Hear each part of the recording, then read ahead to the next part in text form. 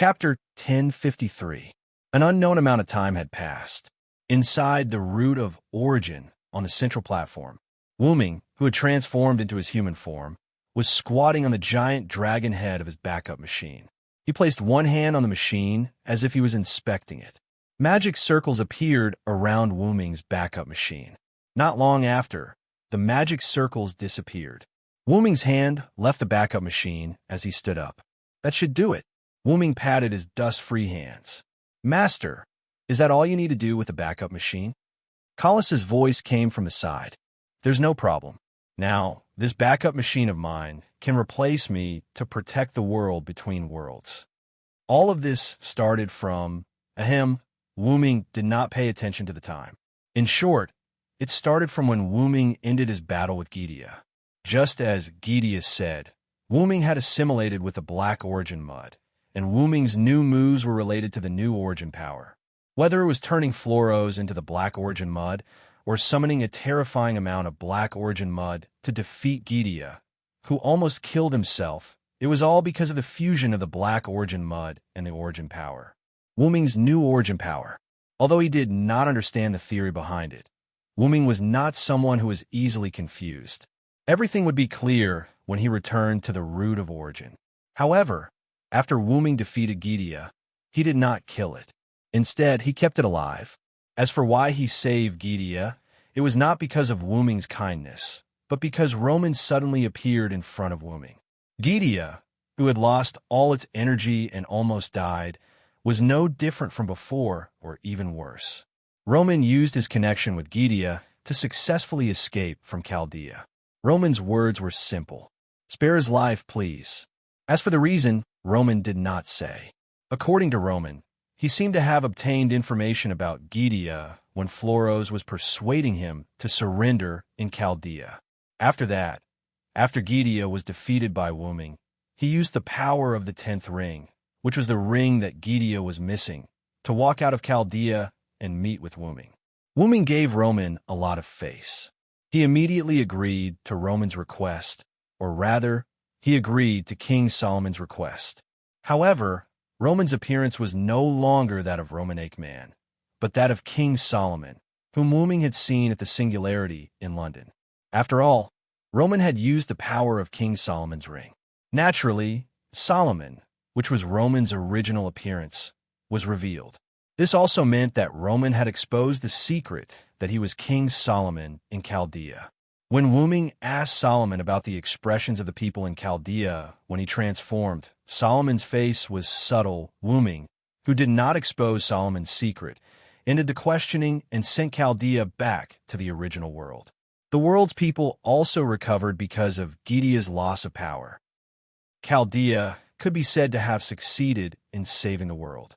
Although it was not direct, it could be regarded as saving the world indirectly. After that, Wuming did not rush to return to the Great Root. Instead, he stayed in Chaldea to help Chaldea deal with the remaining problems. After all, in that world, people's perception was that they just slept for a year. Not to mention ordinary people, the clock tower would definitely ask about it. What could those magicians do to Chaldea, the hero who saved the world? Even if he used his toes to think, Wuming knew what they would do to him. There is no doubt that the servants summoned in Chaldea would be repatriated, and Chaldea would be disintegrated. Chaldea's instruments and components would be preserved, sealed, and even studied by one magic family, organization, and even the clock tower. After all, Chaldea was a dangerous organization that crossed the timeline and had a large number of servants that could be regarded as weapons of war. Even if Chaldea saved the world, the magicians of the clock tower would certainly not allow Chaldea to continue to exist. Moreover, there was no direct evidence to prove that Chaldea saved the world. What about Chaldea's data records? Video records? Sorry, it could also be achieved by using magic. There were also many magicians who believed that something did happen in this blank year, but Chaldea only survived for a year because of the magnetic field. That is, he spent this period of time awake and wanted to take credit for it. In short, Chaldea would face a lot of trouble. Although it was said that Olga Marie, Da Vinci, Roman, and others would not be difficult to solve all the problems, but it was still slightly difficult for them to solve all the problems once and for all. Olga Marie's third method was not yet understood, so she was not the third magician. Although Da Vinci was omnipotent, she was, after all, a weapon recognized by the clock tower. After Roman became Roman and asked Wuming to spare Gidea's life, he resumed his identity as Roman. With his temperament, it was impossible for him to let King Solomon appear again. Roman was just a Roman, the highest person in charge of Chaldea's medical department. These three, whether taken out individually or together, were not enough. At least, most of the magicians in the clock tower would not buy it. Therefore, they needed Wuming's help. Wuming went directly to the clock tower. In a room that Wuming often visited in the clock tower, Wuming found that person. Second enchanter, gemstone Ankisha Zelrich Subi-Ogu. Wuming easily met Zelik. Wuming even suspected that this guy had already guessed that Wuming would go to him for help. That's right, Wuming looked for Zelik to let Zelik help Chaldea deal with the aftermath. As the second magician, there would always be people who would give him face. Even if they did not give him face, Zelik also had a lot of connections. It would be quite easy for him to help deal with the aftermath. And Wuming also asked Zelik for a list of magicians and magician families who would definitely make a move against Chaldea. That night, he turned into something terrifying and visited these magicians. He bluntly told them that if they still wanted to reach out to Chaldea, the next time they would be annihilated. Finally, Wuming also tampered with the magic seals that had been passed down in their families in front of these magicians. This was a naked conspiracy. Those magicians who could not resist Wuming at all could only choose to compromise in fear. Now, Chaldea had a very long buffer. As long as Olga Marie mastered the third magician, at that time, coupled with Olga Marie's status as one of the 12 monarchs, she would definitely have the right to speak no less than Zelik. The third magician was one of the 5 remaining magicians in the world. The other magician also had the help of a powerful magician who could travel through time and summon servants. There was also a powerful existence who could tamper with the magic seals of the clock tower magician family. With these, there was no doubt that Chaldea would not be in any danger. Speaking of danger, Wuming thought of another thing. Kalas, I remember that there was an alien existence outside Chaldea, right? Chapter 1054. Wuming turned to look at Kalas. Master, don't worry. Enkidu is basically done. He's taking care of the aftermath. When Wuming put Chaldea back in place, he accidentally discovered an existence that could be called an alien. This existence was paying attention to Chaldea, who had returned to the type moon world. Ignoring whether or not the other party had bad intentions, they definitely didn't have any good intentions for sneaking around. Wuming even suspected that Gidea took Chaldea out of the type moon world to protect Chaldea. In short, Enkidu, who didn't think he was of much help, volunteered to take care of this matter. After figuring out the other party's identity, it was easy to let them go if they were harmless. As the Heaven Lock, Enkidu was the most powerful weapon in human history. Adding on the fact that Enkidu had been by Wuming's side for so long, he had absorbed a lot of origin power, which made Enkidu extraordinary. Wuming even personally injected new origin power into Enkidu, just in case. It could be said that Enkidu could go to the type moon world and call himself a god, because no one was a match for the current Enkidu. Any attack that Enkidu casually released now could be considered an attack against Suzhong. As for the alien that Wuming sensed, Enkidu wouldn't be afraid of it at all. That was indeed the case. Kalas had already said that Enkidu had already taken care of those matters and was taking care of the aftermath. Since that was the case, Chaldea had nothing to worry about. However, speaking of worry, Wuming felt that the one he should be worried about was Kalas. Wuming secretly glanced at Kalas, who was floating beside him. The current Kalas was no longer wearing a dragon horn headdress, but she was still not human. The current Kalas was somewhat similar to rubies and sapphires, but the rubies and sapphires were pentagrams and hexagons with wings and bows in the middle. On the other hand, Alice was a transparent hollow sphere with sharp dragon wings. In the center of the sphere, there were 3 metal rings that rotated irregularly. In the center of the three rings, there was a little light like a star. It had to be said that the current Collis was very similar to Ruby and Sapphire. However, they were sisters, so it was normal for them to be similar. After all, Collis' full name was Collis Balit, or Lapis Lazuli. Like Ruby and Sapphire Saphia, Collis was just Wooming's abbreviation for her. As for whether or not Collis could become a wand like the Ruby and Sapphire, this question was temporarily ignored. By the way, Collis, I've always had a question. Looking at the current appearance of Collis, Wooming finally asked the question that had been in his heart. Now that I clearly have a way to turn you into a human, why don't you agree and instead choose this appearance? Wooming revealed a helpless expression, not knowing whether to laugh or cry. Compared to the appearance of a human, I still prefer the style of my sister's phone, Kelly replied in a serious tone. However, Wooming revealed an expression of, I knew you would say that. It must be Ruby who bewitched you. Wooming responded to Collis with a gaze that saw through everything, and Collis fell into a rare silence. It seems that I guessed right. Wooming sighed. It couldn't be helped. Who told Wooming to pick up Mayu in the past 2 days? More than once he saw Ruby give up on accompanying Ilya and secretly follow him instead. Wooming glanced at Collis again. He had no intention of blaming her. I actually wanted you to experience the life of a human, but since you like this appearance, we'll leave it at that for now. After all, when Collis thought things through one day, Wooming could use the power of the Great Origin to turn Collis into a human at any time. Let's go. The arrangements here have been completed. After some time, come back and check on it. We can proceed with the next step of the plan. Wooming patted Collis, who seemed to be thinking about something. Yes, master.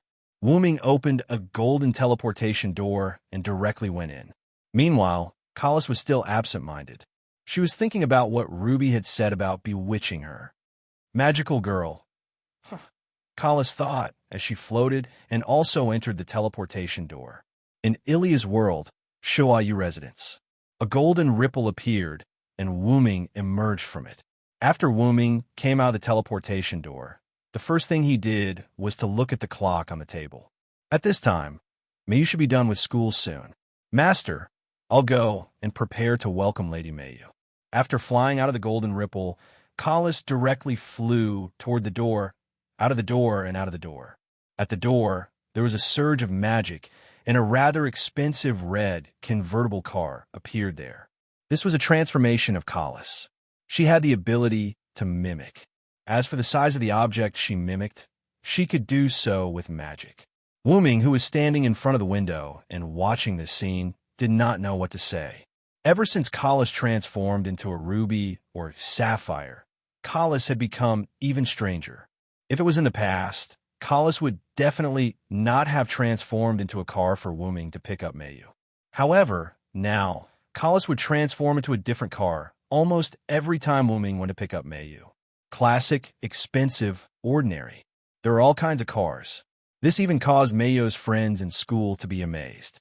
It can only be said that Collis was now supporting Wooming and paying more attention to daily life.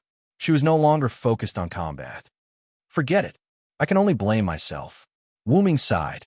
Collis' change might have been caused by Wooming's words back then. Wooming's original intention was to let Collis live alone. Collis probably thought that Wooming no longer needed Collis. Although that was indeed the case. After all, the secret of the black soil and the root of everything was completely understood when Wooming returned to the root of everything after resolving the matter with Chaldea. Wooming had also entered the stage of adulthood. After Wooming returned to the root of everything, the root of everything became a little enthusiastic, as though it was welcoming a blood-related relative. That's right, it was enthusiastic. After that, Wooming also received the information and secrets that he needed to know from the root of everything. There was only one root dragon. If one had to describe it, the root dragon was the materialization of the root of everything. It did not mean that the root of everything could create a new one after the root dragon died. Therefore, the root dragon that White Yiksha had seen back then was Wooming. As for the problem of the root dragon's reincarnation becoming weak, The root dragon would actually fall into a deep slumber with the root of everything and would recover after a certain period of time after the root of everything's reincarnation. It would not fall into a certain world when it was extremely weak. In other words, Wuming's situation was just an accident. Chapter 1055. When Wuming was weakened from his slumber, he accidentally wandered into a certain world. As for the reason, it was naturally the origin black soil. The origin black soil was the dust of a dead world while the origin black soil was in slumber. When the origin reincarnated, its origin power would naturally fall into slumber as well. During this period, there would definitely be worlds that were unable to save themselves and were destroyed, which was why most worlds perished. Since the origin had a lifespan, worlds naturally had a lifespan as well. The origin could reincarnate, but worlds couldn't, and worlds would eventually reach their end, which was why a small number of worlds perished. These dead worlds would then turn into dust and return to the origin. The dust produced by these worlds that had reached the end of their lifespan and died naturally wouldn't affect the origin at all, and could even replenish the origin. This energy, just like how fallen leaves return to their roots. As for the destroyed worlds, they were much more troublesome. The origin was like a mother who unconditionally spoiled her child, fully accepting and taking care of the dust of these worlds. Firstly, the origin felt guilty for not being able to save its child as a mother. After the dust entered the origin, it would fuse with the origin power, and the resulting product would be the origin black soil. Secondly, the origin wanted to use the origin black soil to recreate new worlds, which could also be considered as compensation for the destroyed worlds. As for why the origin black soil was able to counter Wuming, it was because the origin black soil contained negative origin power, which was also why Wuming was able to counter the origin black soil.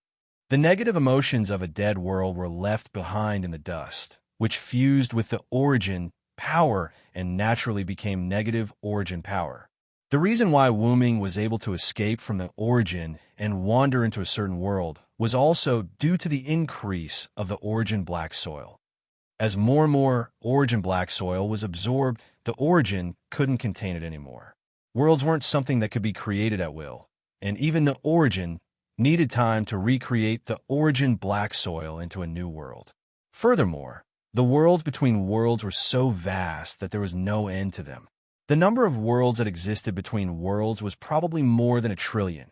And as the root of origin and the root of origin slept and reincarnated, countless worlds that were heading toward destruction would turn into dust and passively be drawn into the root of origin, fusing with the root of origin and becoming origin black mud.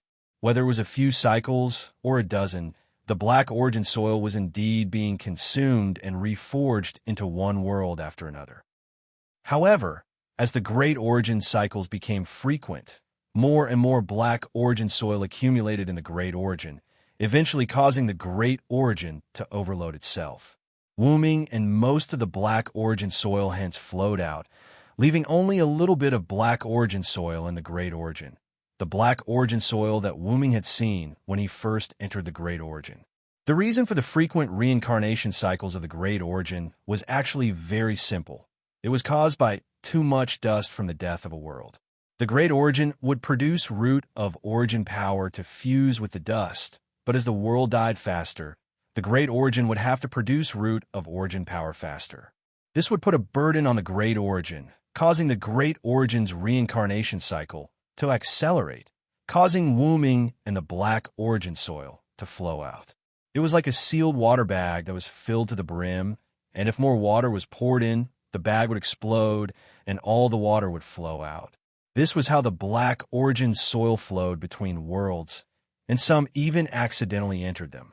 It was also because of this that Wuming entered a certain world and was adopted as a normal infant. Although Wuming now knew everything, this was still a difficult problem that had no solution. The only solution was to start with the creatures that lived in each world. The creatures that lived in each world would develop, be it through technology or magic, but once they reached a certain level of development, these creatures would seek to reach even higher heights, which was why they had already faced the threat of destruction. In other words, they would destroy themselves as well as the world they lived in, which was the cause of the destruction of most worlds. For example, Mayo's world was destroyed because of the Ainsworth family. However, because the M-shaped moon world had evolved into a parallel world, it indirectly resolved the threat of destruction.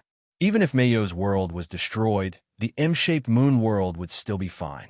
But in the end, Mayo's world was still saved by Wooming. Most worlds didn't evolve into parallel worlds, which meant that if the intelligent creatures that lived in those worlds caused a world crisis like the Ainsworth family did, the only outcome for that world would be destruction. However, it was extremely difficult to start from this aspect.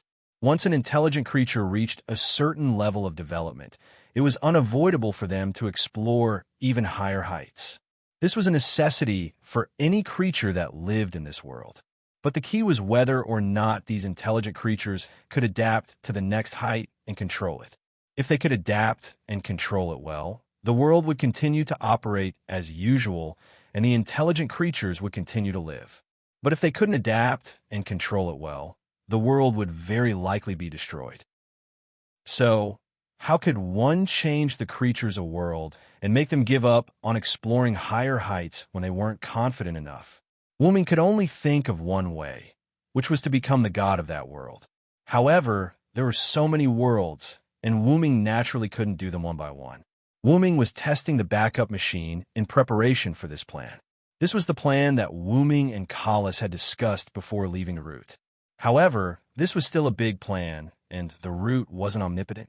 The details of the plan still needed Wooming to prepare, and only then could they rely on the route to complete the plan.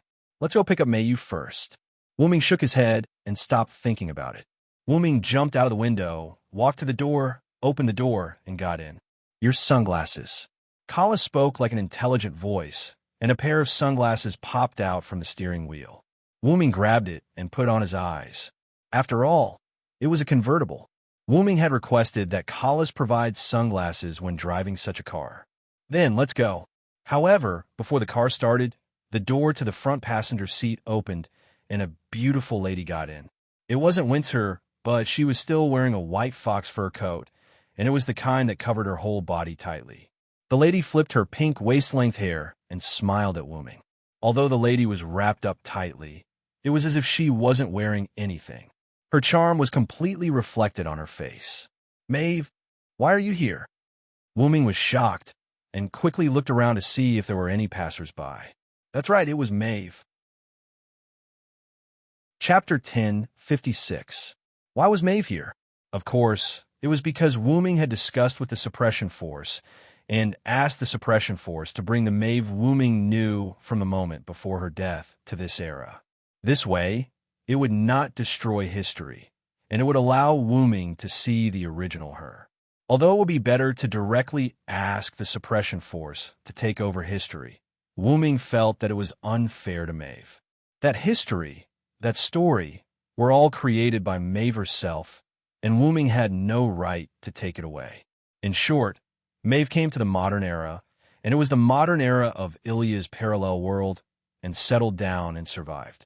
And Maeve's wish, in fact, as long as Wooming was here, Maeve had nothing to be dissatisfied with. Perhaps the only thing that Maeve was dissatisfied with was that Wooming could not be with her all the time. Maeve rested her body, tilted her head, leaned forward, and lay directly on Wooming's shoulder. The familiar body fragrance entered Wooming's nose. Of course I'm here to look for my dear. As soon as Maeve spoke, the surrounding air was filled with charm. Don't worry, I've already set up a spell to disperse idlers around. No one will come, after all. Maeve was also a druid. Maeve's charm could be called forced hypnosis for ordinary men.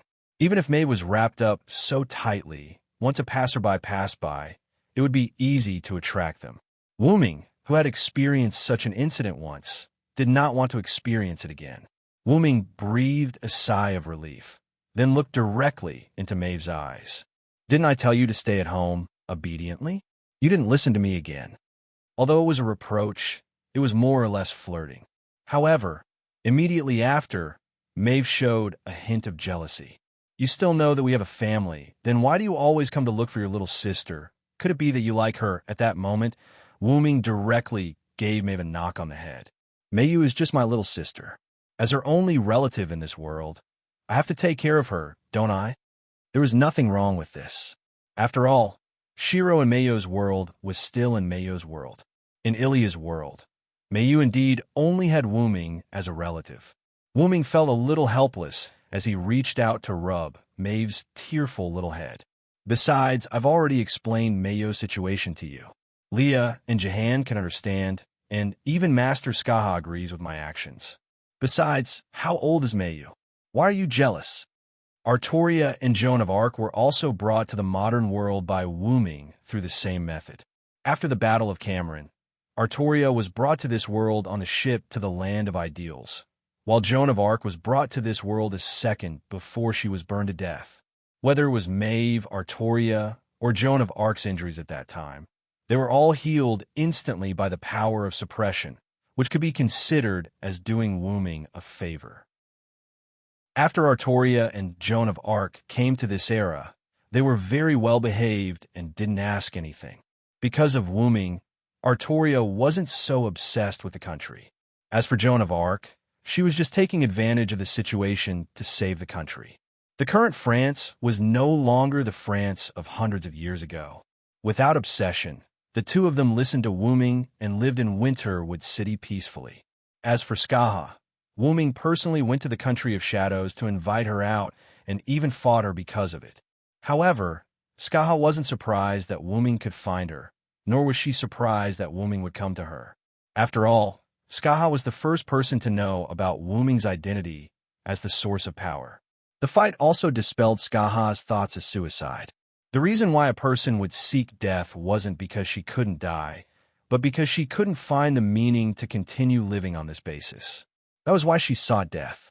Wuming found meaning for Skaha, so she didn't want to die anymore. When he first met Wuming, Skaha had pinned all his hopes on him. As for the people he taught later, like Kukulin and the others, they were just for fun while Skaha was waiting for Wuming. Skaha hoped that one day Wuming could kill her, so she had high hopes for Wuming. She taught Wuming everything she knew and even threw herself at him emotionally. Not only did Wuming treat Skaha as his older sister, but Skaha also treated Wuming as her younger brother. As for why they weren't mother and son, well, after all, their ages didn't match. Speaking of mother, Wuming thought of Tiamat. Tiamat also came to this era. However, because he still couldn't let go, Wuming arranged for Enkidu and Tiamat to live on the other side of Winterwood City, one city away from Artoria, Jean, and Maeve. That's right, he didn't want them to see each other. In fact, Wuming didn't want Meiyu, Ilya, and Tiamat to see each other for the time being. The main reason was that Wuming wasn't used to having Tiamat as his mother. Wuming couldn't imagine what it would be like if Tiamat called him a child in front of everyone, but it would be terrible. Wuming couldn't help but shudder, and the hand that was massaging Maeve's head became heavier. Maeve's expression became more comfortable after being massaged by Wuming, but Wuming's action made Maeve break out of her comfort. Looking at Wuming's unnatural face, Maeve was a little worried. What's wrong? Nothing. Wuming must be hiding something from Maeve. No matter how stupid Maeve was, she could see it. However, she still chose to respect this man, and she led the conversation back to the previous topic. Although we have a family, if you don't accompany me, I'll be unhappy. Artoria, Jean, and Maeve lived together in a big house in the suburbs. However, because the house was very big and there were many rooms, Maeve could only barely share a room with Artoria and Jean. It couldn't be helped. Maeve's temperament was slightly disliked by the two. On the contrary, Artoria and Jean were very happy to talk to each other, and they even called each other sisters. Although the two of them did look very similar, only their faces were similar. At least, the difference in their breasts was sometimes very big. However, Maeve had changed a lot during this period in Winterwood City. She wrapped herself up tightly when she went out, but at home, Maeve was still slutty. According to Maeve, in order to change a little in front of Wuming, and at the same time, it was also a foundation to build a good relationship with Artoria and Jean. And Artoria and Jean also saw that Maeve had indeed changed, so the relationship between the three of them had eased during this period of time. However, Wuming basically didn't see her. As Maeve said, Wuming basically lived in Meiyo's house. After all, it was to take care of Meiyu. It was understandable that Maeve sneaked out to Wuming. Knowing Maeve's temperament, Wuming didn't want to reason with Maeve. Anyway, he was not in the right, so he just let Maeve do whatever she wanted. It is indeed my fault. Then how do you want me to make it up to you? I will definitely do it. Wuming's hand touched Maeve's head again. Really? Maeve gently grabbed Wuming's hand and put it on her face. Her expression was quite charming. Of course it's true, Wuming replied righteously. Then I'll do it 10 times tonight. Maeve's expression became more and more charming. Wuming even felt a little bit. Turning his head, Wuming's cheeks were a little bit red. Are you serious? The number of times the two talked about was naturally the number of times they should do it at night. On the night Maeve came to this era, because she experienced the intertwining of life and death, plus meeting Wuming, Maeve, who couldn't bear the loneliness, successfully took the first spot of Wuming. In a sense, Wuming had matured. And coincidentally, that day was also the day Wuming crossed the inexplicable threshold inside the root and became an adult root dragon. By the way, Maeve was the same as Wuming. That was also the reason why Artoria and Jean started to accept Maeve. No matter how promiscuous a woman was, if she kept her purity for the man she loved, Artoria and Jean couldn't say anything. By the way, because Maeve took the first spot of Wuming, Artoria and Jean finally decided to attack Wuming at night on the second and third night respectively. Although Wuming was a little regretful that he didn't have 3, for Wuming and Maeve, who already had sex, Maeve's request was nothing to Wuming. Okay then, Wuming agreed. After all, 10 times didn't sound like much. And Maeve also smiled. Wuming, who didn't have much experience, didn't know what 10 times was. But he would know tonight. Master, at this time, Master Meiyu should be out of school. Oh no, I'm late. Forget it, Collis, I'll go first. Wait for me here. Wuming urged Collis anxiously and then opened the golden ripple outside the car door. You too. Be good and don't run around. After Wuming said that, he jumped out of the car in a panic and directly jumped into the portal. Maeve, on the other hand, rested her chin on her hands and looked at the place where Wuming left with a happy smile. What, as expected, my sister is the most important. Although Maeve's tone was full of blame, her happiness overflowed. And Maeve's smile was still charming, but it was also full of happiness. Chapter 1057. At the entrance of the private Sugunara Academy's primary school. At this moment, it had been some time since school ended. Other than the primary school students who stayed behind to participate in club activities, there was almost no one at the school entrance. As for why it was almost, it was because there were still a few primary school students pacing back and forth at the entrance of the primary school. That, Meiyu-chan, is your brother not here yet? Gue Mimi, who had a gentle personality, looked around cautiously as if she was looking for someone. Beside Gue Mimi, Meiyu carried her little backpack obediently and waited as if she wasn't in a hurry at all. She was quite calm. It's fine. Actually, you don't have to wait with me. Although Meiyu's tone was still cold, compared to how Meiyu treated Gue Mimi and the others in the beginning, it was a huge improvement. What are you saying? How can we leave you here alone to wait? You Jinzu Ryuko beside, Gue Mimi shouted, as if he was willing to die for Meiyu. All right, I know that Ryuko cares about Meiyu-chan. Stop shouting. Ryuko is very conspicuous like this. Who knows when he will be targeted by human traffickers and be kidnapped? Moriyama Nanakuru beside Yujinza Ryuko narrowed her eyes and smiled as she spoke to Yujinza Ryuko. Human traffickers? I'm not afraid. Although that was what he said, Ryuko's legs were already trembling. Standing beside Ilya, Kurihara Tarika, who was silently complaining in her heart, sighed helplessly. By the way, with Meiyu and Ilya's relationship, can't you let Meiyu stay at Ilya's place for a while? Kurihara Tarika suggested. This. Ilya, who was beside Meiyu, didn't know what to do. After all, she couldn't say that she actually wanted to be picked up by Wuming like Meiyu. Brother Wuming said that he would come back to pick me up every day. I believe in Brother Wuming. Meiyo's words helped Ilya out of her predicament. But if Meiyu-chan's brother is really delayed by something, will Meiyu-chan really have to wait here forever? Gue Mimi was right. Waiting like this was not a solution. Why don't we go to the arcade and play for a while? Play my ass. Kurahara Hwa clenched her fist and pretended to hit Yujinza Ryuko. Yujinza Ryuko quickly hid behind Gue Mimi. Gue Mimi was at a loss, while Moriyama Nanao Tortoise was watching with a smile. This was the daily life of the four little ones, and Ilya did not find it strange. However, Ilya turned to look at Meiyu, who was silently waiting for her. Did Big Brother really run into some trouble today? Could it be Ruby's doing? Ilya recalled that Ruby seemed to be following Wuming and couldn't help but worry. I'll have to ask Ruby later. Ilya thought so. Just as the four little ones were fooling around and Ilya's thoughts were flying, Meiyu saw something, and her eyes lit up. Then she moved. Meiyu. Ilya was the first to notice Meiyu's movement, and then the four little ones also noticed it. Looking in the direction Meiyu ran, Wuming saw the person who moved Meiyu. It's Big Brother. It's Meiyu's brother? That's right. It was Wuming who lost track of time while chatting with my Fu. Wuming hugged Meiyu, who threw herself into his arms.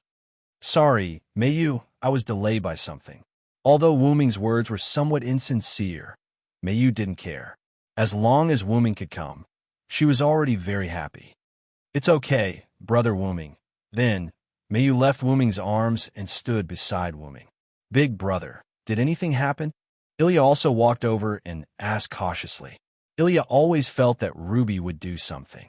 Even if she didn't do it now, she would do it in the future. Ilya expressed that she didn't believe in Ruby's character. It's okay.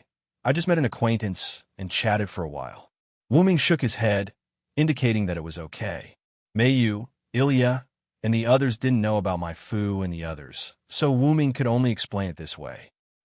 So Meiyu's brother made us wait with Meiyu for so long because he likes the new and hates the old?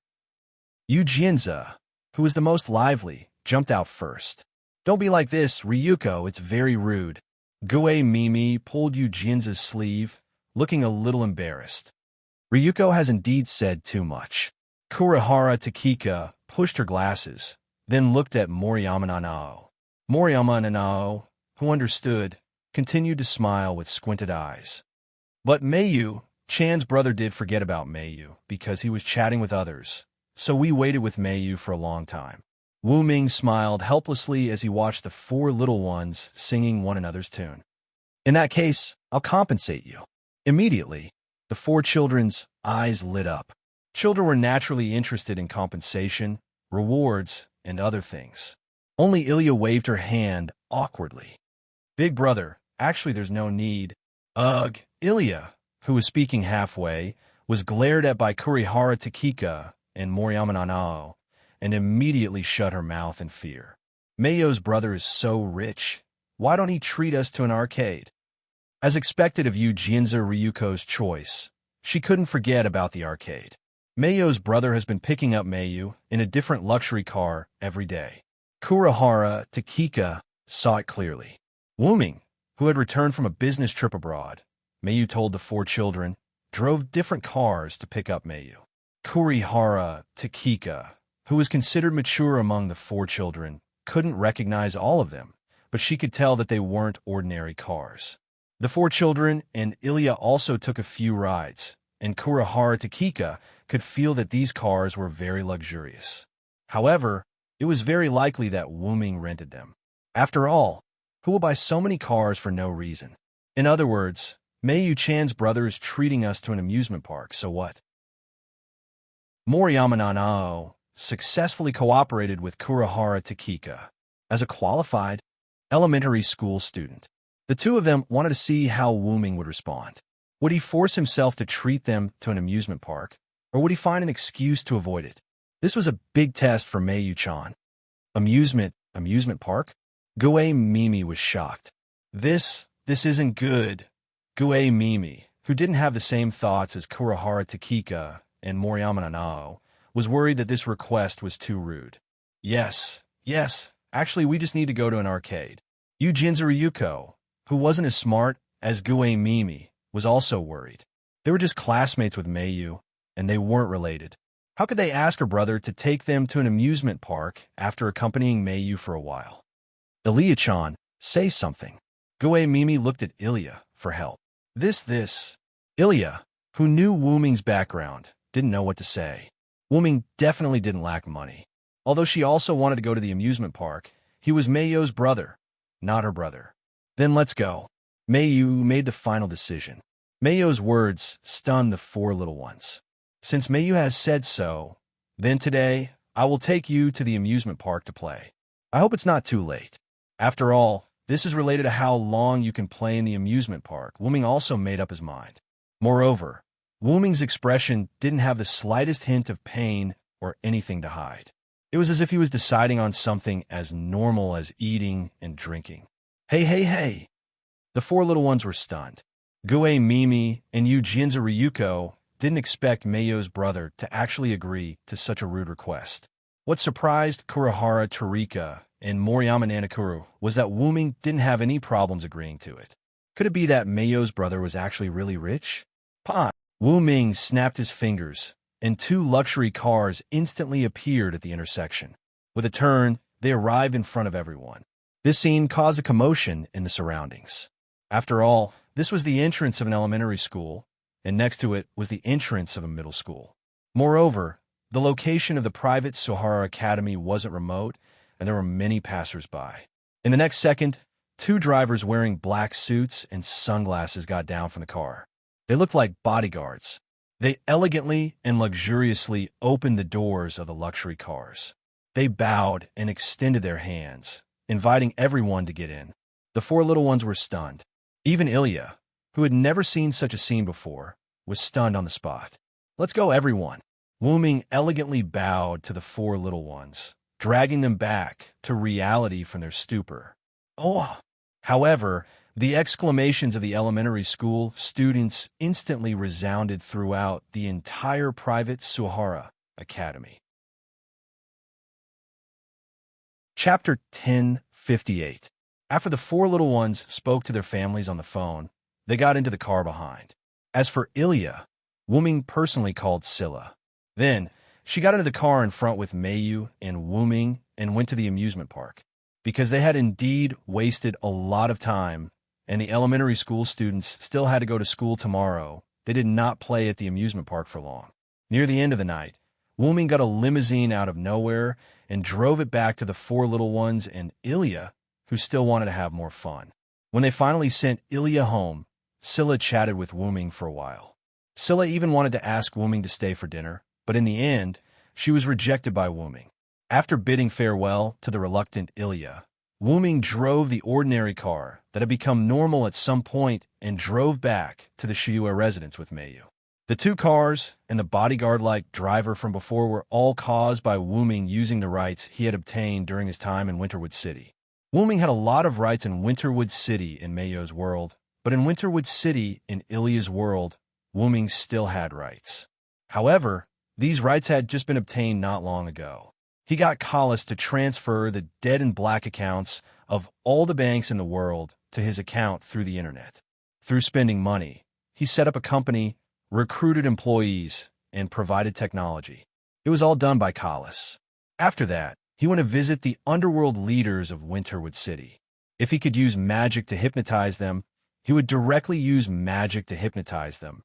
Under special circumstances, he would directly place restrictions on those who could not be hypnotized. Wu Ming did not want these underworld leaders to secretly find people to deal with Wu Ming in the future. Although he was not afraid, it was indeed troublesome and would affect his mood. So Wu Ming wanted to end it once and for all. After that, Wu Ming also suggested to invest heavily in them. The effect of the stick and the carrot was basically very effective. Although these underworld leaders were unwilling, they would not go against money. After all, they also lived in this legal society. As long as they had enough money, they would be happy to let Wu Ming be the boss, and a boss who basically delegated power. Not to mention, Wu Ming's strength was also a big thigh for them, so why not do it? On the surface, Wu Ming was the boss of a big company, but in private, he had become the real ruler of Winterwood City. Although he basically did not care about Winterwood City's affairs, luxury cars, bodyguards, and drivers were basically a piece of cake. Before Wuming came to pick up Meiyu, he used the portal to see if Meiyu was still waiting at the entrance of the elementary school. When he saw the 4 elementary school students accompanying Meiyu and waiting with Meiyu, Wuming came up with the idea of inviting this group of elementary school students to play at the amusement park as a way of thanking them for accompanying Meiyu. Therefore, all of this was planned by Wuming long ago. The 2 cars were also ordered by Wuming in advance. As for the car that sent the elementary school students home, it was transformed by Collis. After sending off the 4 little ones, in order to not be so eye-catching and exaggerated, Collis became ordinary again on the road. Anyway, Ilya and Meiyu knew about Collis' existence, so there was no need to hide it from them. "Meiyu, are you happy today?" Wuming chatted with Meiyu, who was sitting in the front passenger seat. "Yes, I'm very happy." Meiyu had a heartfelt smile on her face. Ever since Wuming solved the problem of the black mud, he had been accompanying Meiyu during this period of time. He personally sent her to and from school, and the meals she ate were also personally prepared by Wuming. At night, if she was not being coaxed to sleep by Wuming, she would fall asleep with him. It was not the first time he brought Meiyu to various places to play. There were even times when Meiyu and Wuming went out alone without Ilya's knowledge. In short, she felt that she was about to be spoiled by Wuming. However, Meiyu felt that she was quite happy. Glancing at Meiyu's smiling face, Wuming tried to speak. Meiyu, if someone else wants to participate in our lives, what would you think?" Wuming's words were rather vague, and she did not know what he was referring to. However, as a perfect Superman comparable to a PhD student, Meiyu seemed to have realized something, and the smile on her face gradually disappeared. Wuming, who saw this scene, realized that something was wrong. He immediately changed his tone and changed the topic. "After all, we have always been 2 people. The Shuayu mansion is so big. It's not bad to raise some animals, right?" Fortunately, the topic just now was very vague, and Meiyu did not immediately see anything. Otherwise, it would be hard to say. "Animals." Meiyu could not help but be stunned. "That's right. After all, I can't always be with you. Raising some animals in our house can also help you relieve your boredom." Although the problem of the black mud was solved, it did not mean that Wuming was free. Wuming's time with Meiyu was actually compensation for leaving Meiyu. Wuming still had a lot of things to deal with. It was also time for Nazalik to go back and deal with the situation of the big tomb. Although Wuming could move the big tomb now, it would not be easy for all the members of the big tomb to live honestly in Winterwood City. Wuming could not force the members of the big tomb, whose justice points were at least -500, to do good deeds. The only one with high justice points was the old butler, Seabass. Therefore, he had to arrange a place for them to live. There was also Irbiruai. How did she know Wuming's name? Even if she had seen the previous Wuming, he was not known by this name before. In fact, he did not even have a name before, only the name of the Dragon of Origin, which was both a race and a personal name. Wuming had to figure out what was going on. There was also the nameless spell book that the dragon gave to Wuming. Wuming had to figure out the relationship between the dragon and himself. He also had to take care of the community in the box court world. After all, Wuming was also a member. Whether it was as a member of No Name or for the sake of Black Rabbit, Run, Letitia, and the others, Wuming had to help the community grow. Moreover, he could not use his own power to forcibly improve the community. That would not only spoil the growth by excessive enthusiasm, but would also be quite disrespectful to the community. Therefore, Wuming had to act like Sun Wukong needed to protect Tang Sanzang. This process was not easy. Moreover, Wuming had to deal with the conspiracy of the upper echelons of the box court. There was also Pest. Wuming had promised to help her, so he had to do it personally. But for better or for worse, No Name did not have to be taken over. No Name only had its meaning in the box court world. Also, Wuming had to return to the Godslayer world. Athena, Guinevere, and Lancelot had become the subordinate gods of Wuming, the last king. Wuming could not just ignore them. If nothing unexpected happened, he would definitely take over. After all, because of Wuming's identity as a Godslayer, he could not stay in the Godslayer world for too long. Wuming had a headache just thinking about that. How would the young female version of Guinevere in the Godslayer world meet the young female version of Guinevere in the Model Moon world? That was why Wuming did not choose to bring Guinevere and Artoria to the modern world, and only brought Artoria back. It was really difficult. There was also the world of the Star Cup. He had to go back and see what the god of games, Teto, had changed that world into. He was also very concerned about how Rick and Shiobi were doing. Most importantly, there was the problem of the root. A single cycle of reincarnation of the root was a very long time for long-lived species. But that did not mean that Wuming did not have to do anything about it. To prevent the black root soil from overloading the root and causing it to leak again, Wuming had to solve this problem no matter what.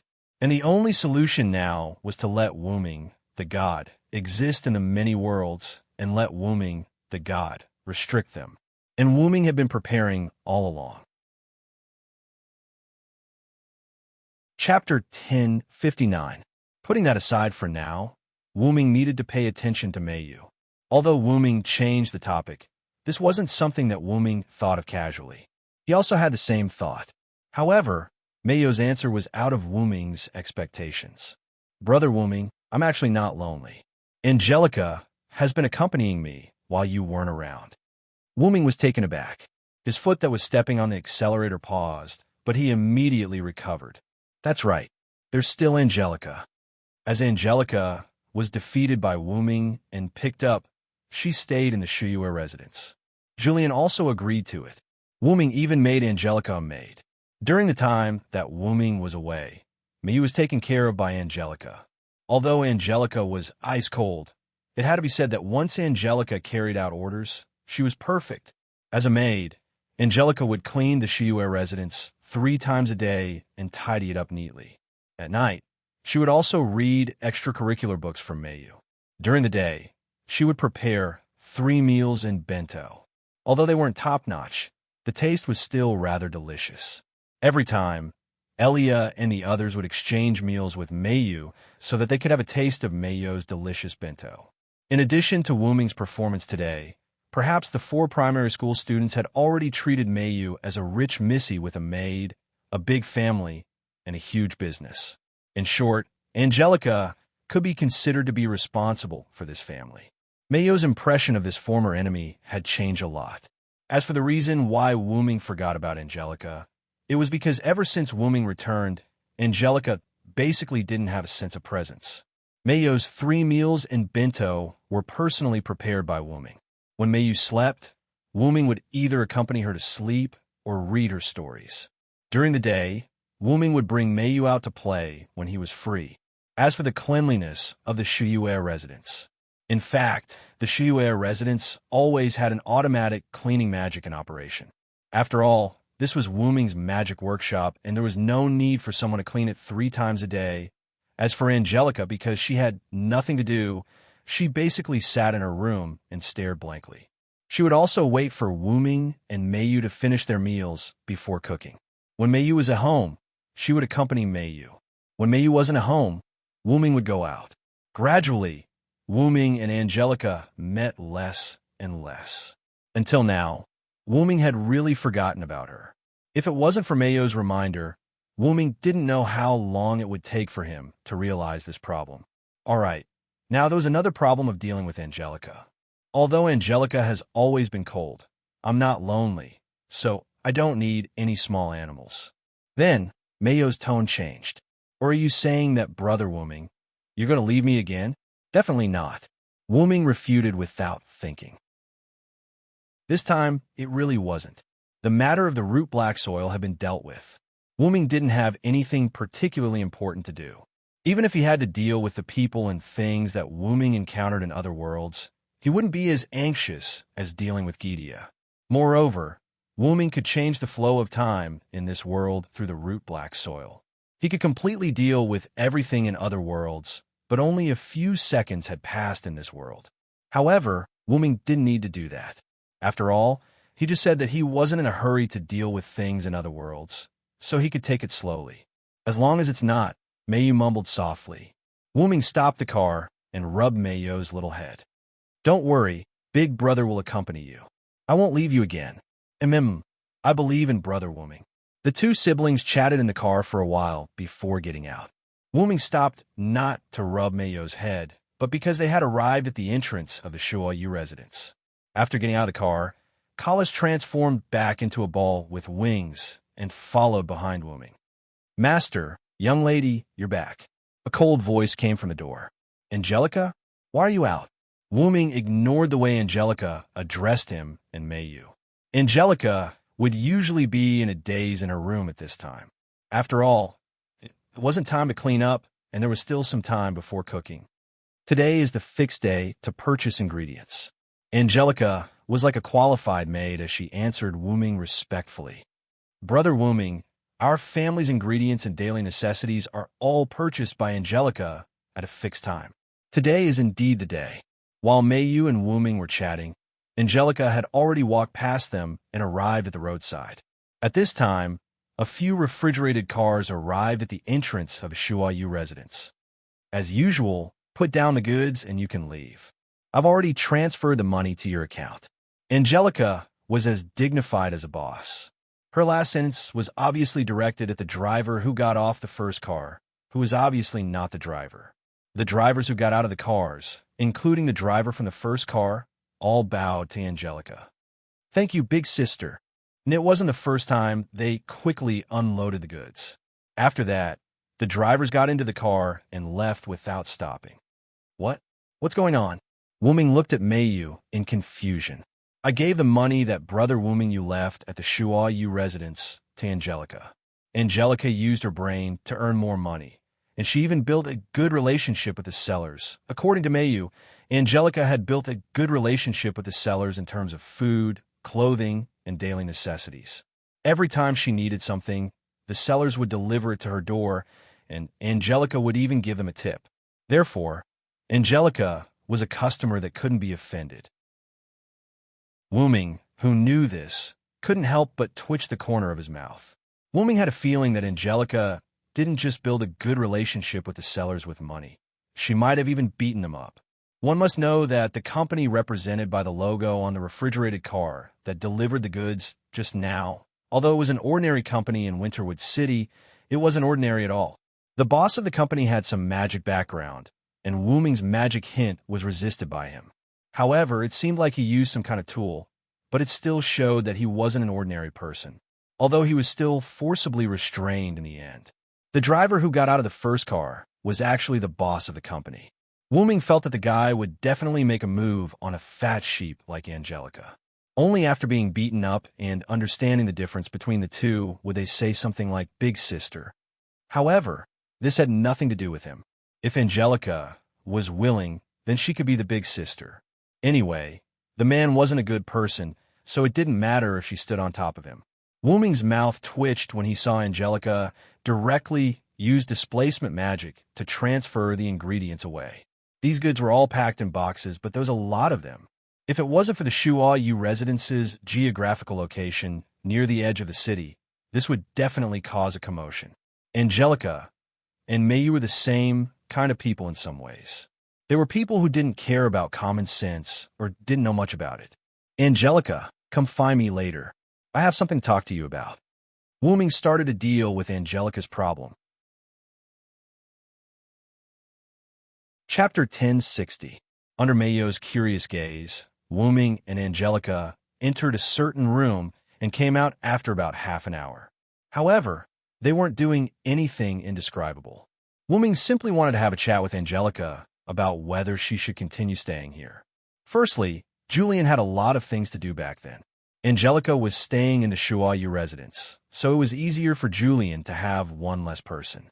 Secondly, Angelica thought that she had been abandoned and was picked up by Wooming, who didn't kill her. Thereafter, she acknowledged Wooming as her master. Thirdly, even though Wooming didn't realize this problem due to Mayo's excessive independence, Angelica had indeed taken on the role of Wooming's nanny when Mayu wasn't around. These were the three reasons why Wooming wanted Angelica to stay. But now that Wooming was back and Julian was almost done with his preparations, Angelica could return. Wooming knew that Julian still had feelings for his elder sister. Wooming wouldn't forcefully separate the siblings. Perhaps after Angelica returned, Julian could instill feelings and memories into her, allowing the emotionless Angelica to truly revive as Julian's elder sister. Although reviving the dead was a taboo in any world, and it wasn't a true revival, Wuming didn't mind. However, it was still up to Julian and Angelica to decide on their own. Even though Angelica lacked emotions, she wasn't a complete puppet. In the end, Angelica made a decision. I want to go back and take a look. Wuming and Mayu bid farewell to Angelica, who returned to Mayu's world. Mayu, go get your homework. I'll prepare dinner for you. Okay. Mayu nodded lightly and walked into her room. Wuming also walked to the kitchen and began his simple but realistic dinner life. Then, Wuming saw Maeve, who was wrapped in a towel, walking out of the bathroom. Maeve! Wuming hurriedly lowered his voice, afraid that Mayu would hear him. Wuming didn't want to see the scene of Mayu pointing at my Fu with a face full of resentment and asking Wuming who this woman is. But, my dear, you didn't let me go, Maeve smiled charmingly. Since she didn't let her go, Maeve volunteered to stay. As for why Angelica didn't stop Maeve, it was because Angelica knew about the relationship between Wuming and Maeve. Angelica even knew about the existence of Artoria, Joan of Arc, Skaha, and Tiamat. It couldn't be helped. Because of ignoring Angelica, Wuming basically didn't hide anything from Angelica. And because of her lack of emotions, Angelica didn't deliberately avoid Wuming because her thoughts were different from ordinary people. Therefore, Angelica could be said to be the person who understood Wuming the most right now. My queen, please don't play with me. Wuming hurriedly opened the portal and signaled Maeve to leave quickly. Give me double tonight, and I'll leave. Maeve said arrogantly. Okay. I'll promise you anything. Wuming pushed Maeve into the portal. Then, Wuming let out a long sigh. It seems that the first thing that needs to be dealt with is the issue of Mayu and Maeve meeting. After all, it's not a solution to keep hiding it. Brother Wuming, did I just hear a woman's voice? Mayu suddenly walked out from the corner. It's nothing. I was just talking to Collis, who is practicing voice changing on what ingredients to use tonight. In an instant, Collis, who was beside Wuming, became the scapegoat. Yes. What else could Collis say? She could only help Wuming cover it up. Just do as usual. Mayu said softly and didn't want to disturb Wuming anymore and returned to her room. Wuming let out a sigh of relief. Fortunately, Shuai Yu's house was big enough. Otherwise, it would be really troublesome. However, what Wuming didn't know was what kind of disaster he was going to face tonight. It was the next morning in the timeline. In a mansion that Wuming bought for Artoria, Jean, and Maeve, Wuming walked out of Maeve's room with a pained expression and met the adult version of Artoria. Because of the restraints, Artoria has all the memories of the Middle East singularity, so sometimes Artoria can't help but transform into her adult form. That's why Wuming said that Artoria and Jean's breasts were sometimes different. However, Artoria's transformation from time to time brought double the joy to Wuming. Are you okay? Artoria's face was serious, but her tone was full of concern. I'm okay. However, Wuming's slightly pale face betrayed Wuming. You can't spoil Maeve all the time. Artoria began to educate Wuming. Although Artoria and Jean also had sex with Wuming, they were not the kind of people who would get addicted to it. They would only do it with Wuming when they were deeply in love, but they were usually like an old married couple. However, Maeve was different. Maeve was born with a perfect body like that of a goddess. It could be said that she was born with the ability to seduce men. And Maeve also acted according to the desire brought by this ability. Otherwise, Maeve's amorous behavior wouldn't be recorded in the historical stories. In addition, the Maeve that Wuming knew had always been pure. After having sex with Wuming, it was as if the desire that had been suppressed for a lifetime had been released. That was why she kept pestering Wuming. This time, it was quite impressive. Artoria didn't think that doing such things was evil, but there were limits. Just like last night, Maeve's screams were so loud that she and Jean couldn't sleep well. Fortunately, when they were brought to Wuming's side by the restraining force, their bodies were still at the level of heroic spirits. Otherwise, the dark circles under their eyes would be hanging on their faces. I know. I'll be careful in the future. It was impossible for Wuming not to be careful. If they did it every day, even Wuming wouldn't be able to take it. It was just like when the dust of a dead world entered the root. If the root's power couldn't supply it, the root would be burdened and forced to supply it. Over time, problems would arise. Knowing this, Wuming wouldn't let Maeve do as she pleased anymore. However, indulging like this from time to time was indeed very satisfying. "Isn't Jean with you?" Wuming asked Artoria about Jean. "She want to buy some supplements for you," Artoria replied calmly. Although Wuming didn't need them, as expected, compared to Artoria and Maeve, Jean was more suitable to be a wife. After all, she was a village girl. "By the way, when do you plan to bring Guinevere over?" Artoria's question surprised Wuming. Then, Wuming coughed and straightened his face. "I still have to send Mayu to school. Let's call it a day. I don't need any supplements." After that, Wuming ran away as if he was escaping. Artoria shook her head helplessly.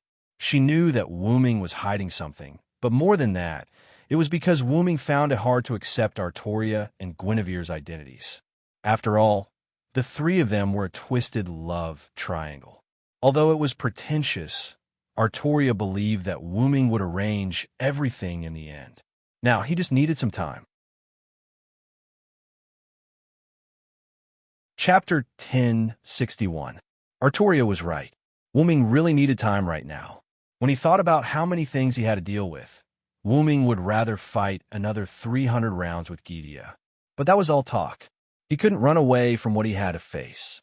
After sending Mayu to school, Wuming and Kalis arrived at the root of everything.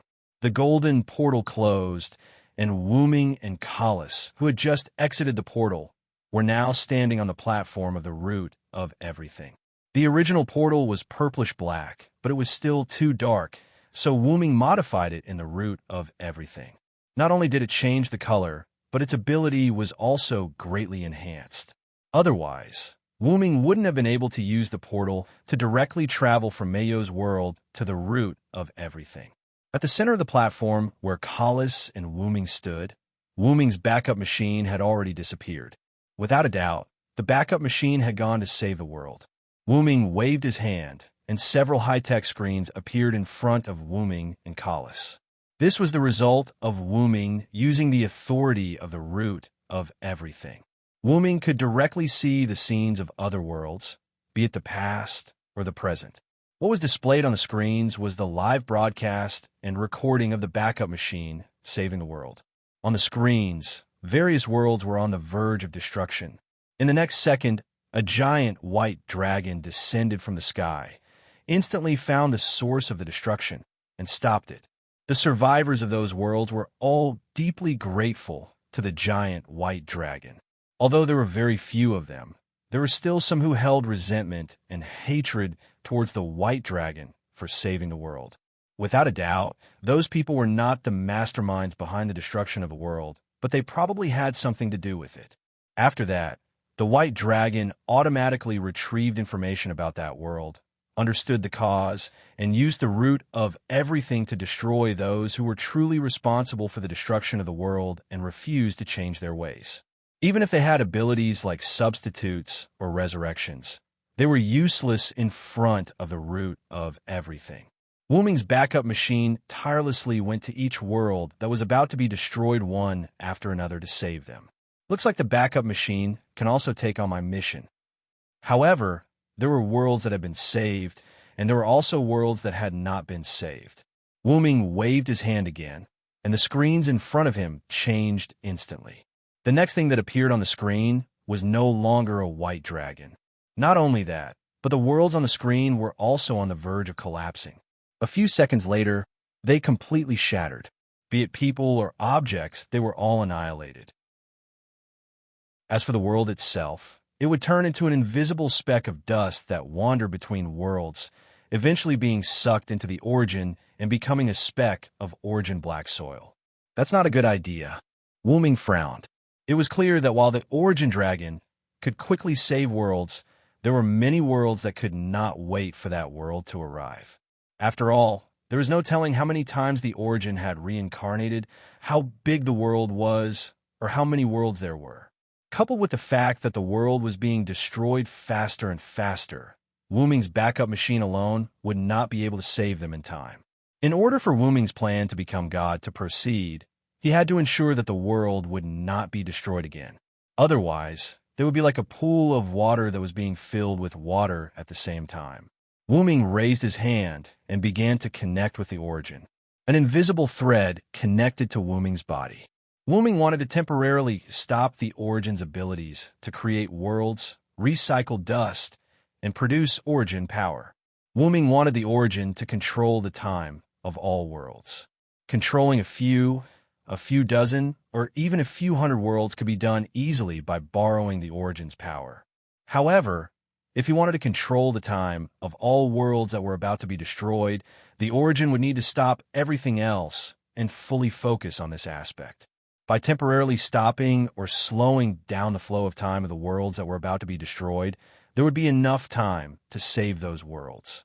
However, there was no telling when Wu Ming's backup machine alone would be able to save all the worlds that were about to be destroyed. As for having Wu Ming save all the worlds that were about to be destroyed while their time was being controlled, that was even more impossible.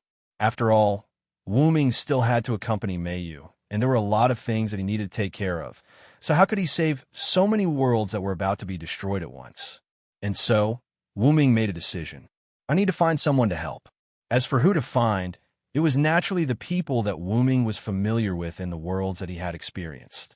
However, they all had their own lives, and not many of them would be able to fully devote themselves to saving a world. And so, Wu Ming made another decision. He wanted to create a system. That's right, a system that gave the host a mission. He did as he said. And so, Wu Ming used the power of the prime origin to create the system. Because it was a drop in the ocean compared to the time needed to control all the worlds, creating this system did not burden the prime origin much. Similarly, it did not take much time and was quickly completed. Wu Ming held a ball of light that was emitting a faint white light in one hand with a satisfied look on his face. By the way, because it was a system, it did not have a fixed shape or size, and what Wu Ming was holding was the concept of a system. Wu Ming had set up a mission cycle in the system, which would issue missions at fixed times, and the missions were naturally to save the world. According to the difficulty and degree of destruction of each world, the missions would be categorized into different types, and those who fit the criteria would be given the corresponding missions. Because this system was connected to the prime origin would personally select the worlds and issue missions, so there was no need to worry about any issues. Normally, when a mission was issued, the default option would be accept the mission, but there were also options to postpone the mission or reject the mission. After all, the real reason why Wu Ming had set up this system was to allow Wu Ming's acquaintances to save the world without affecting their own lives. Completing a mission would grant a required reward, and the reward could be selected by the host. For example, a reward that would increase one's personal strength, or a reward that would strengthen one's group. And these rewards would be directly replicated by the prime origin from each world where such rewards existed, so there was no need to worry about affecting other worlds. Moreover, because it was for acquaintances, there would be no failure penalty even if the reject the mission was chosen, and the rejected mission would not be delayed but transferred to someone else. However, if the postpone the mission option was chosen, the reward would definitely be reduced. Postpone the mission meant that the host would temporarily accept the mission and not do it immediately. And if the host did not accept the mission but did not do it immediately, the reward would naturally be reduced. Of course, if there was enough time, the host could also request the system to accept more missions. In any case, this was a rather good system from all aspects. Master, do you want to give it a name? Kala suggested. A name. After thinking for a second or two, Wu Ming gave an answer. Just call it System. Chapter 1062. Kalas didn't say anything about this. After all, she already knew that her master was terrible at naming things. She was just looking forward to it. Now, let the great origin send this system to a designated existence. Then, with that existence as the unit, it can be spread to the surroundings. The system was a concept. Therefore, Wuming would split it into several parts and send it to a certain existence in the world that Wuming had experienced. Then, that existence would spread it to other people designated by Wuming. Wuming lightly tossed the system in his hand, and the ball of light instantly disappeared. The system had been sent by the Great Origin to a designated person in the world designated by Wuming. In Mayo's world, Artoria, Jean, and Maeve all received the system. Immediately, the three of them gathered together. "My dear needs me. Of course, I'll help him." Maeve smiled sweetly. She didn't want to be treated like a vase by Wuming. Fortunately, Wuming didn't do that. He still chose to let her help. This isn't just helping Wuming. It's also saving other worlds. Artoria was King Arthur, after all. She had a strong sense of justice. "I'll help as much as I can." Although Jean didn't have much confidence, when it came to saving other worlds, she would definitely not hesitate, just like Artoria. After all, this was indeed helping Wuming. Although Enkidu also received the system, her main task was to look after Tiamat. As for Mayu, Ilya, and the others, although they weren't weak, Wuming didn't give them the system. Elementary school students should just obediently go to school. Great underground tomb of Nazalik. In the office, the guardian supervisor Yair Bade sat on the high-class sofa that belonged to Wuming's office. He had a serious expression as he went through documents. That is, if you ignore the fact that Yair Bades but was constantly moving against the sofa. If Demugos were here, he would definitely ask Yair Bade what he was doing. Then, Yair Bade would reply, with an infatuated look on his face that he was trying to taint Wuming's aura. Right at this moment, Yair Bade froze as if he had just received something. Knock, knock. There was a knock on the door, and Demugos walked in. Seeing the stunned Yair Bade, Demugos was puzzled. Demugos walked to the desk and put down the document in his hand. "What's wrong, Yair Bade?" Yair Bade, who had regained his senses after hearing Demugos' words, had a serious expression on his face. Sir Wuming sent a message. When it came to Wuming, Demugos became serious. "Demugos, Lord Wuming is going to become a god in another world." "I see. So that's why Lord Wuming left this world. Then, we will naturally get what Lord Wuming wants." Both Yair Bade and Demugos had a joyful expression. As expected of the Supreme Honorable, even his goal was so great. The two began to imagine, according to the Supreme Honorable's decree, we need to implant this system that Lord Wuming passed to me into everyone in the great underground tomb of Nazalik to help Lord Wuming save the worlds that are about to be destroyed. After all, if those worlds are destroyed, Lord Wuming's goal will not be achieved. Hearing this, Demugos pushed up his glasses. Indeed, and we can even win people's hearts through rescue. As expected of Lord Wuming, neither of them cared about why other worlds were involved. After all, they had come to another world in the great underground tomb of Nazalik. There was nothing wrong with Wuming going to another world. Then, Yair Bade stretched out her hand, and a ball of light appeared in her hand. You can implant this system through contact. Lord Wuming has already put the specific method of use in the system. Arrange it as soon as possible. As she spoke, Yair Bade touched Demugos with the ball of light. In the next second, Demugos had a thought, and the same ball of light appeared in his hand. So that's how it is, as expected of Lord Wuming, to be able to create such a powerful tool. Then Demugos bowed slightly. "Then, I'll take my leave. I'll get everyone in the great underground tomb of Nazalik to implant it as soon as possible." Demugos left the room, leaving Yair Bade alone in the room with a look of excitement. "Lord Wuming, I will definitely make you a god in another world." The same thing happened in another world. In the world of the god slayers, Athena, Lancelot, and Guinevere, who were living on a small island in the Pacific Ocean, received this system at the same time. My lord, Lancelot, who was dressed like an older sister, looked very excited. It's Lord Villo. Guinevere, who looked like a young girl, was even more excited. Interesting. Athena, on the other hand, seemed to be very interested in this system. My lord needs us. Lancelot immediately dressed up, as if he was about to go save the world. Wait, wait, uncle, don't be in such a hurry, Guinevere quickly said. Lancelot was confused. With just the three of us, I'm afraid we can't help much. This system has a spreading function, and there's also a list of people who can be trusted. Why don't we leave one person to spread the word? Athena instantly understood Guinevere's meaning. That's right, I think so too. This way, we can help Lord Villo more efficiently. If that's the case, let my beloved daughter stay. With my lord's deterrence, even without me, no one would dare to attack you, Lancelot suggested. That's right. Even if you become his subordinate god, you won't have much combat power. At most, you can protect yourself. If that's the case, you should stay. Then, Lancelot and Athena instantly disappeared. They accepted the system's mission and went to save the other worlds. Guinevere, who was left alone, was in a state of sorrow. Why did this happen? I wanted to see if I could see Lord Villo in the game world, in the human kingdom of Elgia, the residence of the queen. Rick, who had installed a mechanical arm on the broken arm, hurriedly ran in from outside. Rick had matured a lot, but he was not as haggard as before. Chloe, I have news of Lord Villo. Rick's sister, Chloe, who was not dressed very elegantly, walked out in surprise.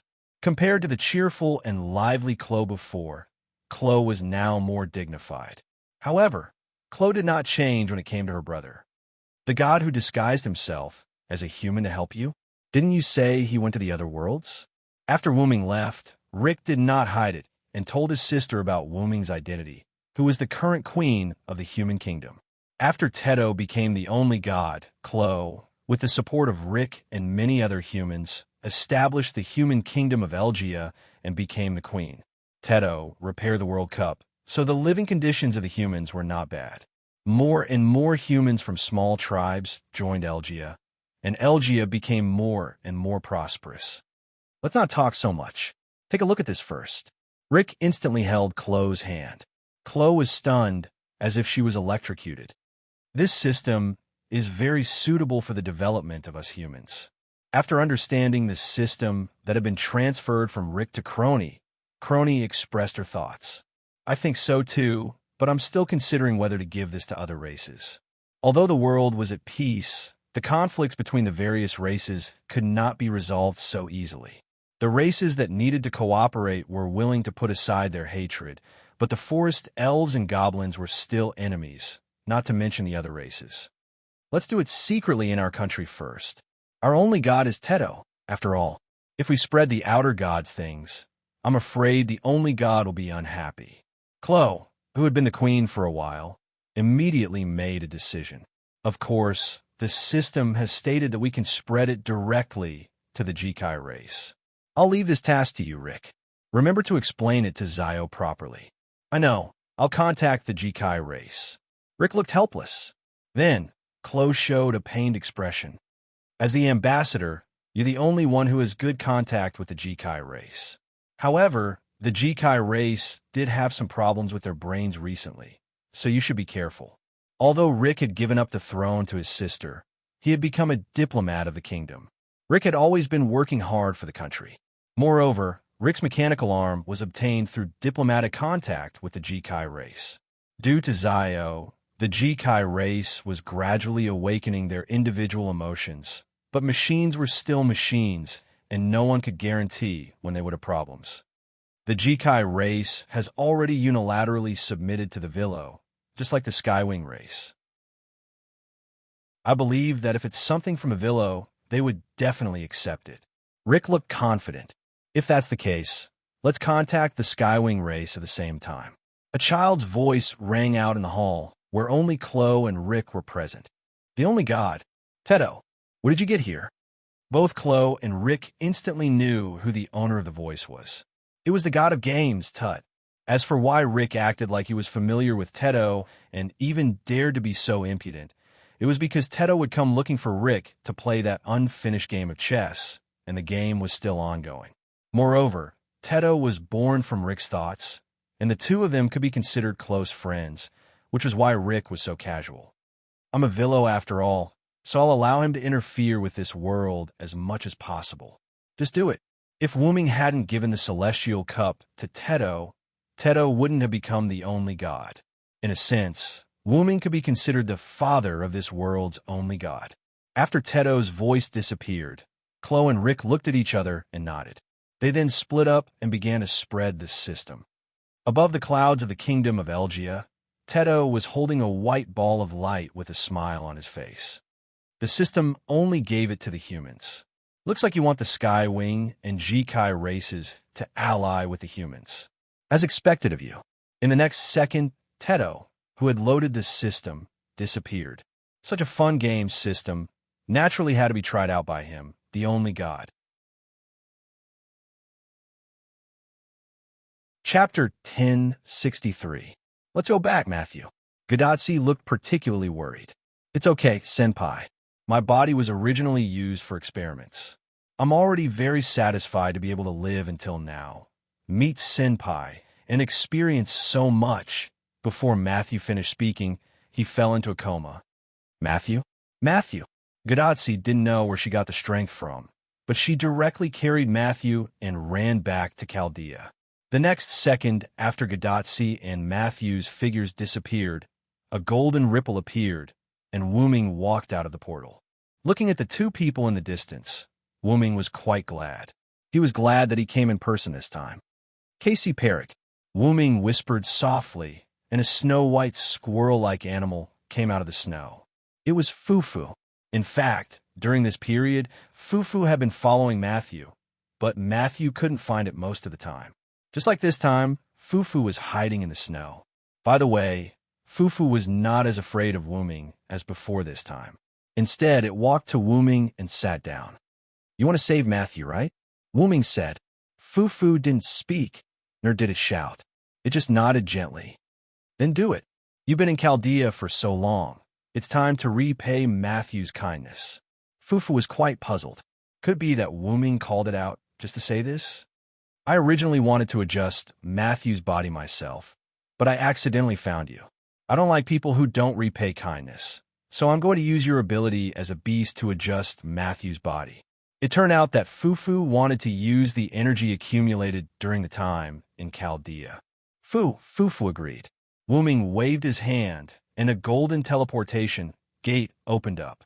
A mass of golden essence flew out from it. The essence instantly fused into Fufu's body. In the next second, Fufu's body began to change. Fo's head, body, and limbs swelled up as if they had grown tumors. However, as if he didn't want to turn into a beast, Fufu forcibly suppressed it. The tumor-like swelling all came to Fufu's tail. In the end, Fufu's body did not change at all. Only his tail became incomparably huge, like a burning seven-colored flame, filling the sky. Fufu glanced at Wuming, then turned around abruptly and charged towards Chaldea. Watching Fufu enter Chaldea, Wuming did not move, because he was waiting for someone. However, Wuming knew that that person would not come for a while, so he chose to walk around and enjoy the snowy scenery. Wuming did not give the system to anyone in Chaldea. After all, other than the heroic spirits, only Olga Marie, who was about to master the third law, was powerful. Matthew, Gadatsi, Roman, and the less than 20 Chaldea employees who survived did not have much combat power. Moreover, they did not need to become powerful, especially Gadatsi, Matthew, and Roman. They did not desire to become powerful. They were satisfied with being ordinary people. Wuming walked while daydreaming. About half an hour later, a man in a white coat came from Chaldea. It was Roman Ackerman. As soon as they met, Wuming asked about Matthew.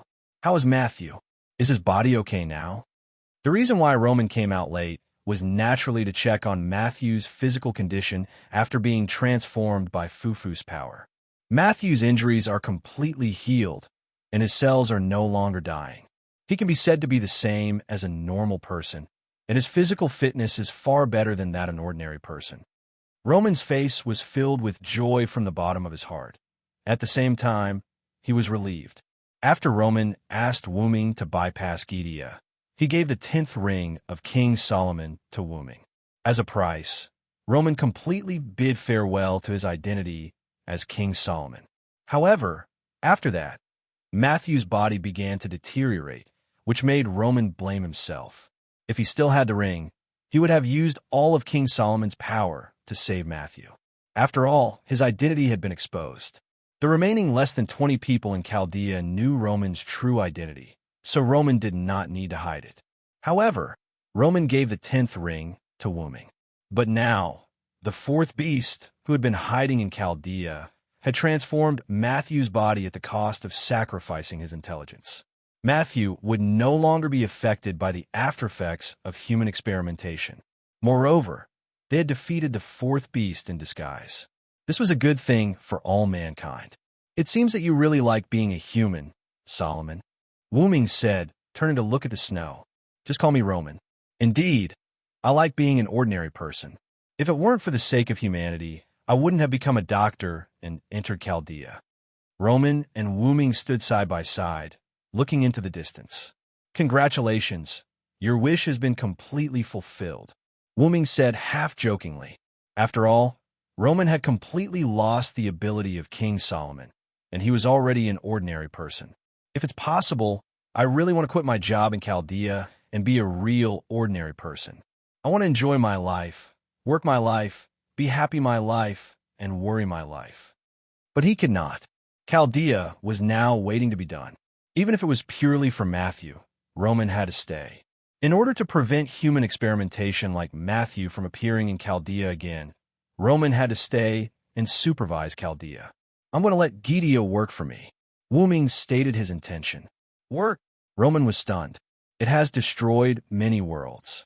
After those worlds have been reconstructed by me, I'm going to let it protect those worlds. I see. Even Roman found it slightly difficult to accept the topic of destroying and reconstructing worlds. Also, I'm going to let Gideon inherit your power and save those worlds that are about to perish for me first. Wuming was going to let Gideon implant this system to save the world.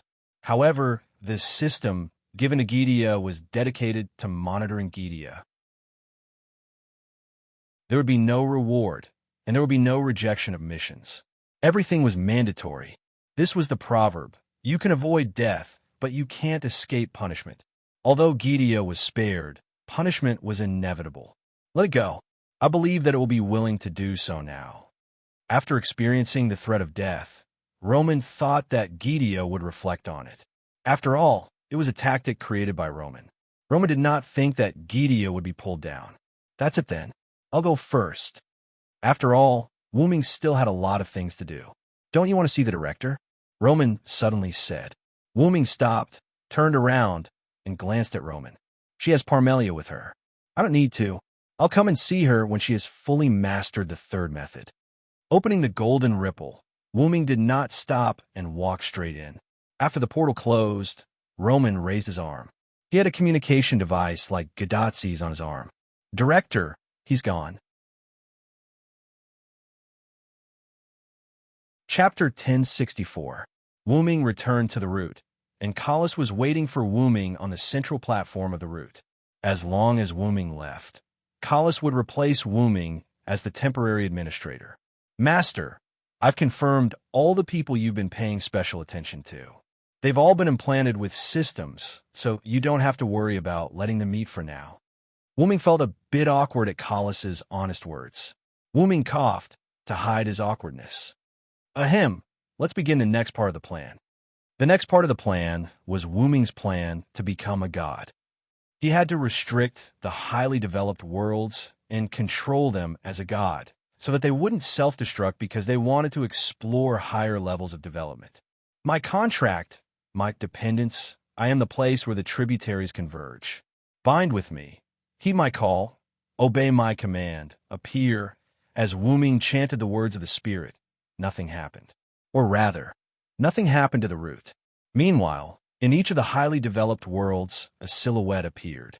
It was a silent silhouette. Now, Wuming's essence and abilities had transcended from before, reaching an unprecedented and indescribable height. The price was that Wu Ming's eyes couldn't be changed back to their original color. It could only maintain their golden color and fiery red pupils. The 12 clones had completely broken free from the shackles of the spirit and could activate their abilities with just a thought. Chanting the spirit was just a habit of Wu Ming's. Not only that, but all of Wu Ming's abilities had been strengthened like never before. The dependence of the 12 clones could create countless clones with strength comparable to the main body. Wu Ming wanted to use these clones to enter the highly developed worlds selected by the root to restrict these worlds and prevent them from dying. Wu Ming's original plan was to wait until all the worlds that were about to be destroyed were saved before activating it. However, in the end, Wu Ming still chose to work on both fronts, restricting highly developed worlds from heading towards destruction, saving worlds that were about to be destroyed from destruction, stopping all functions of the root, and focusing all efforts on controlling time in all worlds. That way, the world would no longer be destroyed, and the world dust would not enter the root and become the root's black soil. Wu Ming's series of actions would no longer lead to the destruction of worlds.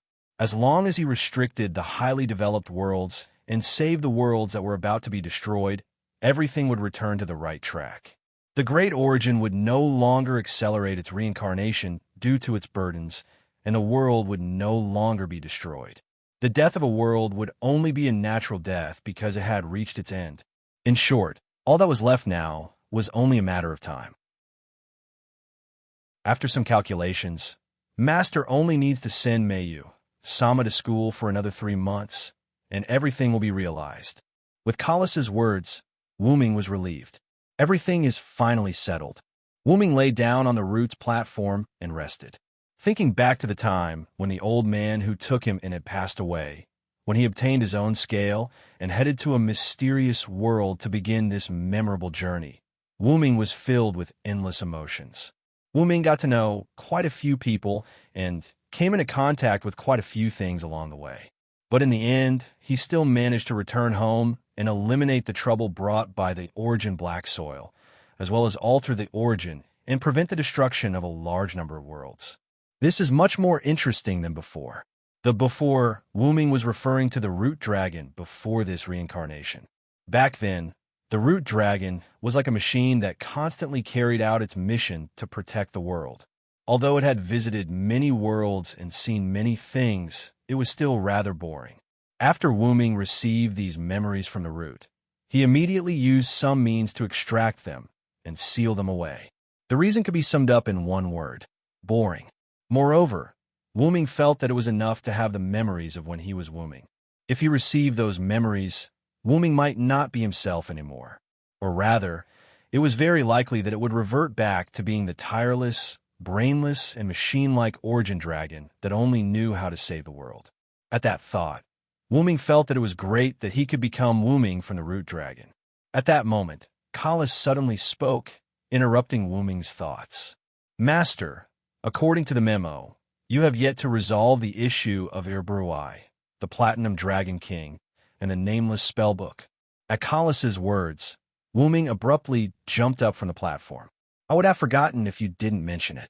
Wu Ming swiped his hand across the void, and a virtual screen appeared. This was the current world of the underground tomb. Irburuai was a vampire, after all, and Wu Ming was using the root to search for the earliest timeline of Irburuai's era. Wu Ming decided to resolve Irburuai's issue first. So, it's 200 years ago. Wu Ming found it. Just adjust the timeline to 300 years ago. I'll go ahead and see what's going on. She had traveled through the timeline before Irburuai was born and then hid in the dark. Wu Ming could not find a reason for his distrust. However, Wu Ming's mind suddenly lit up. He paused for a moment as if he understood something. Could it be that I actually went to that era and came into contact with that dragon while hiding in the dark? As for what Irburuai said about Wu Ming being her benefactor, perhaps Wu Ming had gone to that world and accidentally exposed his past to Irburuai. It seemed that he had to find another way. If that's the case, I won't go, right? I don't believe that it's because of me if I don't go. However, in the next second after Wu Ming said that, several figures somehow appeared on the platform of the root. Maeve Tiamat, Athena, the young version of Guinevere, the young version of Guinevere, Lancelot, Pest, Letitia, and Shobi. These young girls of all shapes and sizes. At first, they did not know what to do. However, they quickly reacted, because Wooming was here. However, while they reacted, Wooming did not. Darling, Maeve jumped into Wooming's arms. Child, child.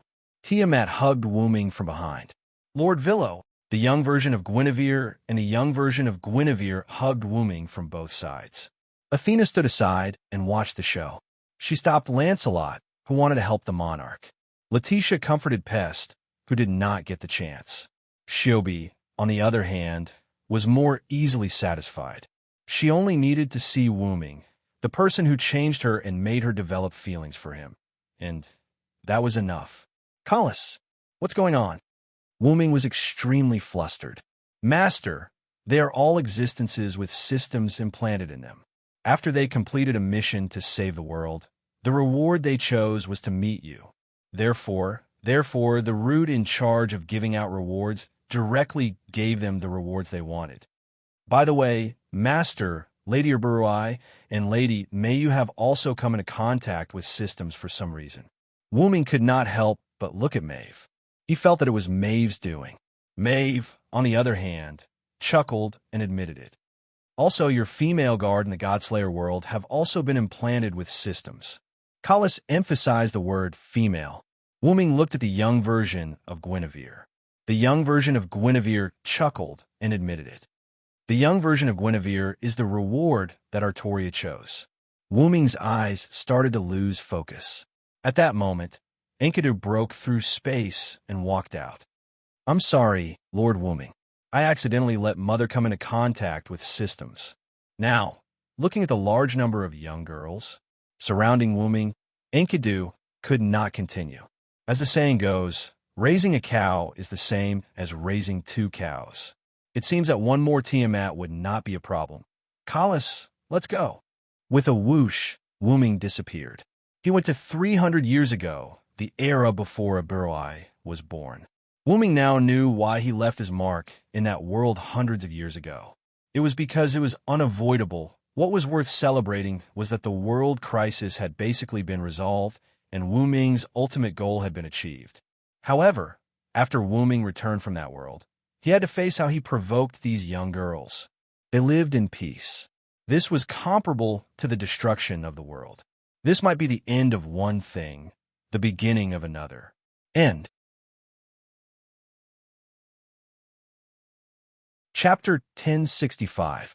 In the Hackado world, because of Wooming's achievement in defeating absolute evil, No Name was given the title of regional ruler by White Yiksha.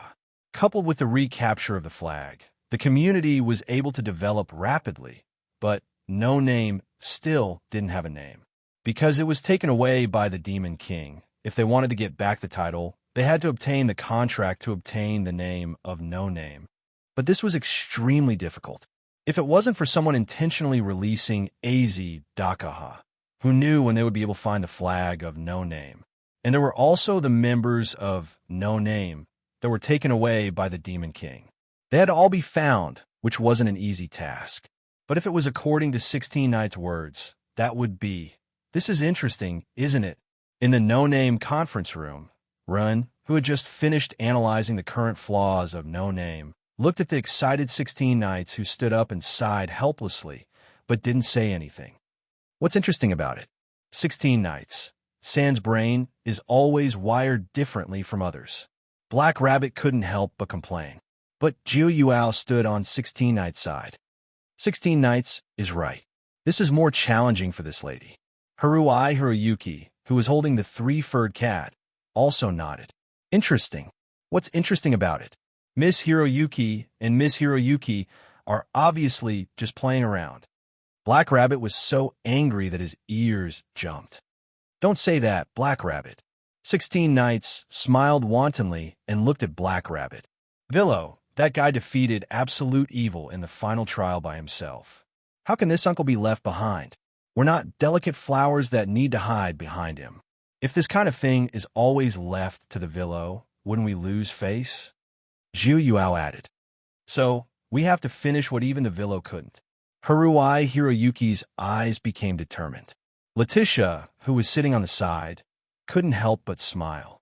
She could see that these three problem children did want to be in the limelight, but more importantly, they also wanted to take on the responsibility of the community and didn't want to let Wuming bear everything alone. However, they were still not strong enough. After all, the reason why Wuming didn't seek help from No Name when AZ Dakaha was released was because they were too weak. When Wuming had faced AZ Dakaha, who had the origin black soil, he didn't even dare to say that he had a 100% chance of winning. So how could he involve others? Otherwise, Wuming wouldn't have used himself as bait to entangle AZ Dakaha and prevent him from wreaking havoc. Otherwise, with AZ Dakaha's strength at that time, the lower levels of the box court would have been wiped out, and it would be hard to say if all the members of No Name would have survived. Then you'll have to hurry up and become stronger. Letitia smiled. At this moment, a light spot appeared above the conference room table. The light spot suddenly split into several parts and merged into everyone's body at a speed that no one could react to. 16 Knights closed her eyes and sensed the information from the light that entered her body. A few seconds later, she suddenly opened her eyes. I was still left behind by that guy. However, 16 Knights wasn't dispirited because of this. Instead, her smile was exceptionally bright. However, this is also a way to become stronger. Watch me use this Villos thing to catch up to him. When the time comes, he'll cry. The thing that just entered the bodies of No Name was this system that Wuming created. And you can also become a savior. Jio Yuasuka's eyes were shining as if she was very interested in saving the world. There are also rewards that can be obtained. Haruai Hiroyuki pointed out the main point. This was also the way to become stronger that 16 Knights had mentioned. And you can also choose a group reward. That's great, young Masterin. This way, our community can develop even faster. How did Mr. Villo create such a powerful gift? Black Rabbit's face was filled with joy. This reward is really... Now, even finding the former members of the community and our No Name's previous names will be more convenient. Mr. Villo has really helped us a lot. Ren's face also showed an uncontrollable smile. As expected of my master, Letitia seemed to be used to her master being able to do surprising things. However, Letitia noticed that Pest, who didn't have much right to speak and didn't speak much, was now frozen in place as if he was possessed. What's wrong, Pest? Letitia curiously walked to Pest's side. I'm fine. Pest was shocked and immediately turned his back on Letitia. However, Pest didn't look like he was fine no matter how she looked at him. I'll go out first. Pest finished speaking and ran out without looking back. After that, Letitia found a few drops of tears on Pest's seat. Pest, who ran out, couldn't stop his tears from flowing. This was because in this system that Wuming gave her, there was a message from Wuming. I've already investigated. The sun entering the Little Ice Age caused the Black Death to break out. It was actually to suppress a human's final trial. As long as your strength is enough, I will definitely help you solve the human's final trial. This way, White Yiksha will have no reason to let the sun enter the Little Ice Age, and the history of the Black Death will also be changed. Moreover, this is the box court, so you don't have to worry about disappearing. Maybe at that time, I won't even have to do anything. You and your no-name companions can kill the human's final trial. So, whether it's summoning Wes and Latine or changing the birth of the Black Death, I want you to do it yourself. Through this gift that I'm giving you, work hard to become stronger, my little maid. Recalling these words, Pest's tears began to fall faster and faster, and so did his footsteps. Finally, after reaching his room, Pest couldn't hold it in anymore and burst into tears. Wah! Letitia, who was standing outside Pest's door with her back against the wall, smiled faintly and said the same words as before. As expected of you, my master. The X-Moon world was located inside Chaldea, which was located on an iceberg in the center of the South Pole. Because of Wuming and Zelik, Chaldea managed to survive. The dozens of masters who were kept in the freezer also woke up and were sent to the hospital for treatment. Now, Everyone knew that Chaldea wasn't to be trifled with. Only a few rascals dared to target Chaldea. However, even Olga Marie's Animosphia family would be able to take care of these rascals. After Olga Marie completely learned the third spell, Chaldea might become another great influence in the magician world. It also seemed to reflect Chaldea's beautiful future. During this time, the sky in Chaldea often cleared up, but this wasn't a bad thing. Gadotsi and Matthew would come out for a walk from time to time. Although it was a little cold, this peace couldn't be exchanged. Today, the two were still walking outside. By the way, Matthew, do you know that Chaldea is in the South Pole? Gadotsi suddenly asked. Matthew's little head couldn't help but tilt. The South Pole? No. Senior, I'm not very sure. After all, I haven't been out much. After all, Matthew was the product of Chaldea's human experiments. Naturally, he didn't know. Is that so? Gadotsi probably also thought of this and felt a little lonely. Today, I learned from the doctor that Chaldea is on an iceberg in the center of the South Pole. I thought it was on the Himalayas. After all, it was the highest mountain in the world. Normal people would generally think so. Even if they didn't think so, they wouldn't have thought that Chaldea was on the snow mountain in the South Pole. I didn't think about this problem. Matthew looked up at the sky and said quietly, Actually, I'm satisfied as long as I can see the blue sky. Looking at Matthew like this, Gadotsi felt particularly distressed. At this time, Matthew suddenly coughed. Cough, cough, Matthew! Gadotsi immediately supported Matthew, who almost fell. A trace of blood emerged from Matthew's palm that was covering his mouth. Matthew's body had reached its limit.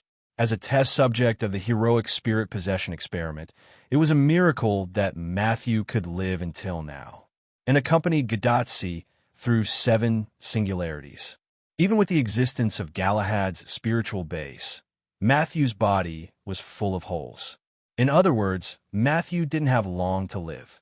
You're tuning into the Warrior Lore YouTube channel. Don't forget to subscribe and join us on this journey to catch the most captivating stories.